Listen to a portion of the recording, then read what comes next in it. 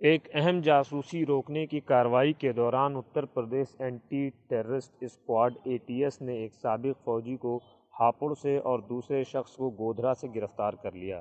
ان پر فوج کی مخصوص و حساس جانکاری کو پاکستانی خفیہ ایجنسی ISI کو فراہم کرنے کا الزام ہے۔ فوج میں سگنل مین کے طور پر کام کر چکے سوربھ شرما اور انس جیٹلی کو ملٹری انٹیلی جنس کی ملی جانکاری کی بنا پر گرفتار کیا گیا۔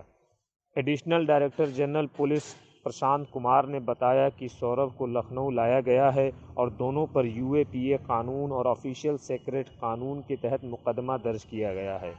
Inspector general ATS GK Goswami نے بتایا کہ سوربھ فیس بک کے ذریعے ایک پاکستانی عورت جاسوس سے رابطے میں تھا اور خفیہ جانکاری فراہم کرتا تھا، جس کے عوض میں انس اس کے کھاتے میں پیسے جمع کرتا تھا۔